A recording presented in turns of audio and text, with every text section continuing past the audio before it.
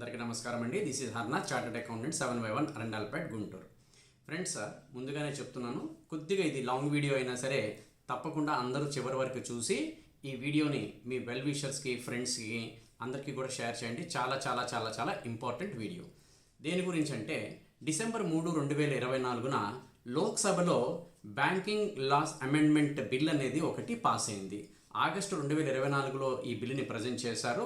December 3వ తారీఖున ఇది పాస్ చేశారు. సో చాలామంది బ్యాంక్ ఫ్రెండ్స్ దీని మీద వీడియో చేయమని అడుగుతున్నారు కాబట్టి వీడియో చేస్తున్నాను. దేని గురించి అంటే బ్యాంక్ అకౌంట్లో మన నామినీస్ అనేది పెట్టుకుంటాం. దాని గురించిన అమెండ్మెంట్ బిల్. అసలు నామినీ అంటే ఎవరంటే బ్యాంక్ అకౌంట్ ఓపెన్ చేసేటప్పుడు అకౌంట్ హోల్డరు తను ప్రమాదవశాత్తు తనకేదైనా జరిగినా, తనేమన్నా చనిపోయినా, సో తన అకౌంట్లో ఉన్న డబ్బులన్నీ ఎవరికి చెందాలి అని చెప్పనేది ఒక నామినీ అనే అతన్ని అపాయింట్ చేసుకుంటారు. ఈ నామినీ అనే వ్యక్తి లీగల్ హెయిర్ అయినా అవ్వచ్చు, లీగల్ హెయిర్ కాకుండా ఇంకొక వ్యక్తి, ఉదాహరణకు ఒక ఫ్రెండ్ అయినా అవ్వచ్చు. లీగల్ హెయిర్ చాలామంది ఏంటంటే లీగల్ హెయిర్నే నామినీగా పెట్టుకుంటారు. అది రూలేం కాదు. నామినీగా పెట్టుకుంటే అతను కేర్ టేకర్గా ఉంటే ఆ కేర్ టేకర్ అతను డబ్బులు తీసుకున్న తర్వాత దాన్ని మళ్ళీ లీగల్ హెయిర్కి అనేది పాస్ ఆన్ చేస్తారు. కొంతమంది చిన్నపిల్లలు అనుకుంటే కనుక ఫ్రెండ్నో, లేదంటే తన లాయర్నో, తన చార్టెడ్ అకౌంటెంటో ఎవరో ఒకరిని నామినీగా అపాయింట్ చేసుకోవచ్చు. సో అకౌంట్ ఓపెన్ చేసేటప్పుడు నేను నామినీగా ఎవరిని అపాయింట్ చేసుకోలేదు సార్, మరి ఇప్పుడు నేను నామినీగా అపాయింట్ చేసుకోవచ్చా? చక్కగా అపాయింట్ చేసుకోవచ్చు, ఇబ్బంది లేదు.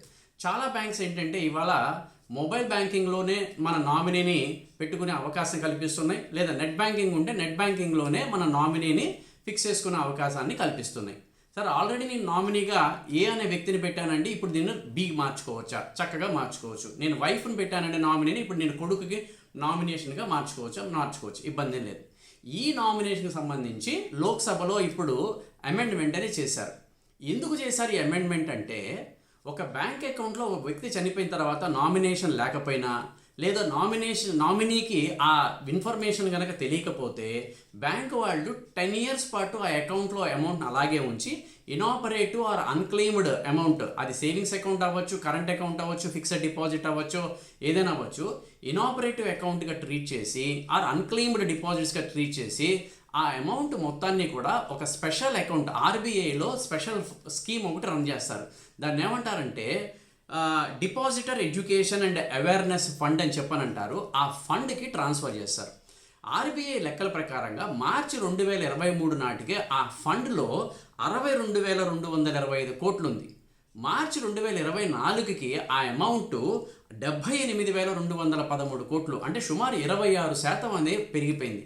అంటే ఈ అకౌంట్లో ఈ unclaimed deposits year on year పెరిగిపోతుంది. కారణం ఏంటంటే ప్రాపర్ నామినీస్ లేకపోవటం వల్ల, లేదా నామినీస్కి ఆ ఇన్ఫర్మేషన్ తెలియకపోవటం వల్ల, కన్వీనియన్స్ లేకపోవటం వల్ల ఇబ్బంది అయిపోతుంది.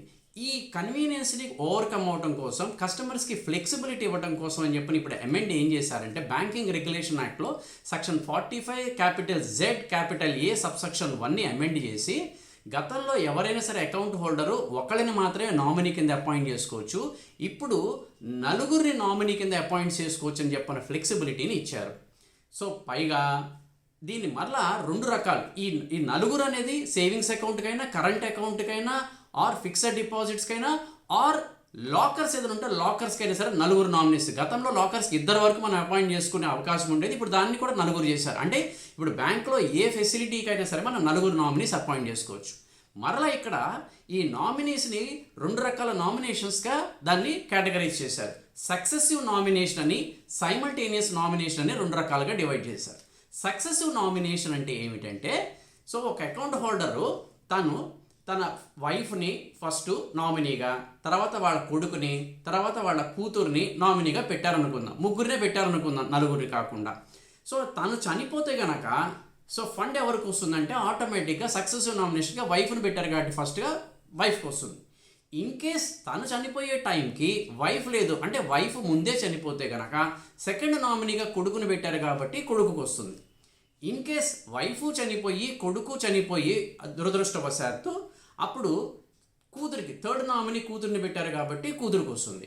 సో తను చనిపోయేటప్పటికి ముగ్గురు చనిపోయారు, ఇతను చనిపోయాడంటే ఇంకెవరు నామినీస్గా లేరు కాబట్టి అలాంటి అమౌంట్స్ అన్ని అన్క్లెయిమ్డ్ అకౌంట్స్ డిపాజిట్స్ కింద ఉండిపోయి 10 years పాటు ఉండి 10 years తర్వాత ఇందాక చెప్పిన ఈ depositor education and awareness fund అనే దానికి ట్రాన్స్ఫర్ అవుతుంది.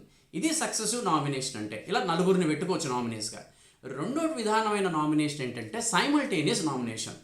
ఈ విధానంలో ఏం చేయొచ్చు అంటే అకౌంట్ హోల్డరు సైమల్టేనియస్గా నలుగురిని నామినీస్గా ఫిక్స్ చేసుకొని అతనికి కావాల్సిన కస్టమైజ్డ్ పర్సంటేజ్ ఆఫ్ నామినేషన్ని ఫిక్స్ చేసుకోవచ్చు. అంటే ఉదాహరణకి అతను తన మదర్ని, వైఫ్ని, కొడుకుని, కూతుర్ని పెట్టారనుకుందాం.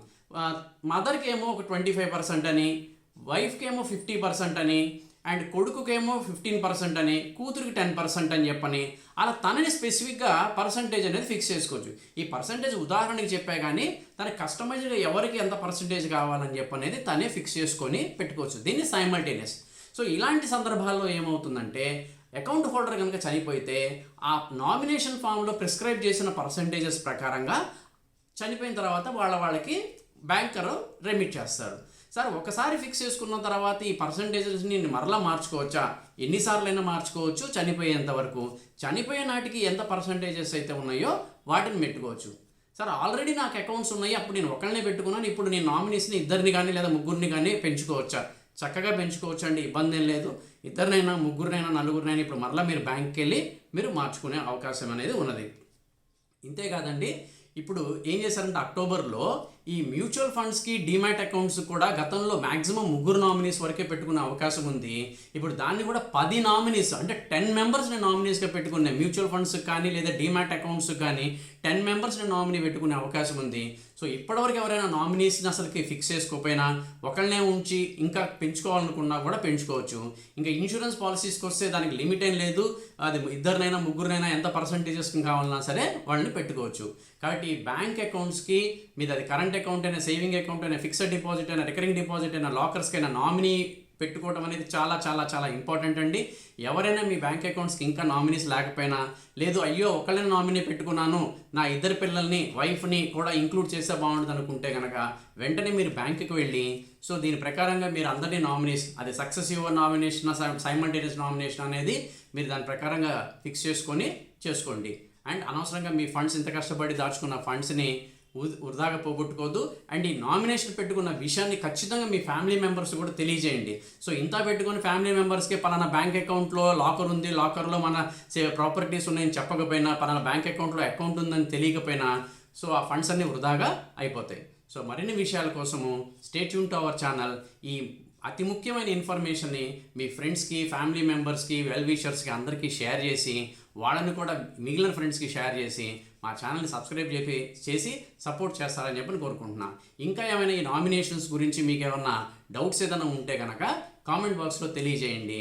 అండ్ ఎవరెవరు ఎంతమంది నామినేషన్ పెట్టుకున్నారు, ఏ టైప్ ఆఫ్ నామినేషన్ పెట్టుకున్నారో కూడా తెలియజేస్తే మాకు కూడా ఇన్ఫర్మేషన్ తెలిసినట్టుగా ఉంటుంది. So thank you very much for your support and regular updating to me.